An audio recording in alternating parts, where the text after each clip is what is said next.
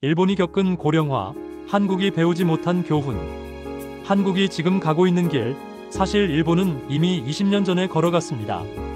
인구 감소, 초고령 사회, 장기 불황이라는 단어들. 이건 일본이 먼저 겪었던 이야기입니다.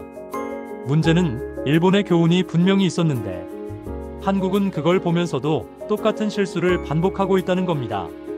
일본의 고령화는 경제보다 먼저 시작됐다. 1980년대 일본은 세계를 주름잡던 경제 강국이었습니다. 도쿄 땅값은 뉴욕 전체보다 비싸다 했죠. 그런데 그 무렵부터 인구 구조에 빨간불이 들어오기 시작했습니다. 젊은 층이 줄고 출산율이 떨어지면서 경제가 성장하던 엔진이 서서히 식어갔습니다. 하지만 일본 정부는 그때 성장 둔화를 일시적인 경기 조정으로 봤습니다. 결국 1990년대 초 버블 붕괴가 오면서 잃어버린 30년이 시작됐죠. 이건 단순한 부동산 문제도 금융 문제도 아닙니다. 근본 원인은 인구 구조의 변화를 무시했다는 데 있었습니다. 인구가 줄면 경제는 생각보다 빨리 늙는다. 인구 감소는 단순히 사람 수가 줄어드는 게 아닙니다.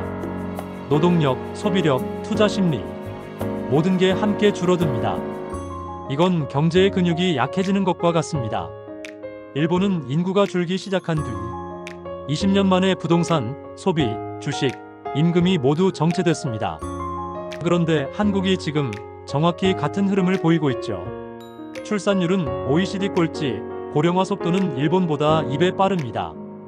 그럼에도 불구하고 한국 사회는 여전히 성장이라는 단어에 집착합니다. 일본이 그랬던 것처럼 말이죠. 일본이 놓쳤던 첫 번째 교훈 생산성 혁신보다 인구 구조 대응이 먼저였다. 일본은 생산성을 높이기 위해 로봇, AI, 자동화 기술에 막대한 투자를 했습니다. 하지만 문제는 그 기술이 사람의 소비력을 대체하진 못했다는 겁니다. 경제는 기술이 아니라 소비가 돌립니다. 사람이 줄면 수요가 줄고 수요가 줄면 기업의 투자도 멈춥니다. 그런데 일본은 기술로 이 문제를 해결하려다 결국 소비의 기반 자체를 잃었습니다. 지금 한국도 같은 길을 걷고 있습니다. AI, 로봇, 스마트 산업. 멋진 단어들이 넘쳐나지만 정작 인구가 빠르게 줄고 있는데 그 소비를 이어갈 세대는 점점 사라지고 있죠. 두 번째 교훈 부동산에 모든 자산이 묶이면 경제는 움직이지 않는다. 일본의 버블 붕괴는 부동산이 터지면서 시작됐습니다. 그 전까지 일본 가계 자산의 70% 이상이 부동산에 묶여 있었죠. 집값이 떨어지자 소비도 얼어붙었습니다. 왜냐면 일본인들의 자산 심리가 집부 안정이었기 때문이죠. 한국도 지금 같습니다. 전체 가계 자산의 절반 이상이 부동산에 묶여 있습니다. 가격이 오를 땐 자산 효과가 있지만 내릴 땐 소비가 급격히 위축됩니다. 이건 단순한 부동산 문제가 아니라 경제의 순환성을 끊어버리는 구조입니다. 일본은 이 함정을 30년 동안 빠져나오지 못했습니다. 한국이 지금 그 길을 걷고 있다는 게 문제입니다. 세 번째 교훈 청년이 사라진 사회는 미래가 없다. 일본은 출산율을 높이기 위해 20년 넘게 노력했습니다. 보육지원금, 육아휴직, 출산장려 정책. 하지만 모두 실패했습니다. 왜냐면 정책의 초점이 출산 장려에만 있었고 삶의 구조를 바꾸지 않았기 때문입니다. 청년이 결혼을 미루는 이유는 단순히 돈이 없어서가 아닙니다. 미래가 불안하기 때문이죠. 일본은 이 불안을 경제 문제로만 봤고 그 결과는 인구 붕괴였습니다. 한국은 지금 같은 길을 걷고 있습니다. 청년이 아이를 낳지 않는 사회는 경제가 아니라 희망의 문제입니다. 네 번째 교훈 정부의 부채와 세대 갈등. 일본 정부는 경기 부양을 위해 무제한적인 재정 지출을 감행했습니다.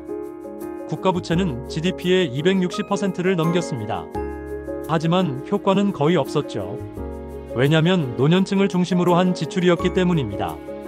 젊은 세대는 세금을 내고 노년층은 복지를 받는 구조. 이건 세대 간의 갈등을 키우는 시스템입니다. 지금 한국도 복지 지출이 급격히 늘어나고 있습니다. 부채는 커지고 세대 간 균형은 무너지고 있죠. 일본의 교훈은 명확합니다. 복지는 필요하지만 그 재원을 성장에서 만들어내지 못하면 결국 미래 세대가 짐을 진다는 겁니다. 다섯 번째 교훈 늙은 사회는 젊은 자본을 필요로 한다. 일본의 장기 불황을 이겨낸 건 해외 자본의 유입이었습니다. 자국 내 소비가 줄자 일본 기업들은 해외로 눈을 돌렸습니다. 그 결과 일본은 내수는 정체됐지만 해외 투자로 살아남았습니다. 한국도 마찬가지입니다. 내수는 줄어들겠지만 글로벌 자본의 순환 속으로 들어가야 합니다. 즉, 한국 자본이 국내에만 머물면 늙습니다. 해외 자산, 기술, 금융 네트워크와 연결될 때 경제는 다시 젊어질 수 있습니다. 결국 일본의 교훈은 시간이다. 일본은 인구 감소의 신호를 보고도 10년을 늦췄습니다. 그 10년이 잃어버린 30년으로 이어졌죠. 한국은 지금 그 신호를 보고 있습니다. 그런데도 여전히 부동산, 금리, 경기 순환에만 관심이 있죠. 하지만 진짜 중요한 건 구조입니다. 인구 구조, 산업 구조, 소비 구조. 이 세 가지를 바꾸지 않으면 한국도 일본처럼 긴 불황의 터널을 피할 수 없습니다.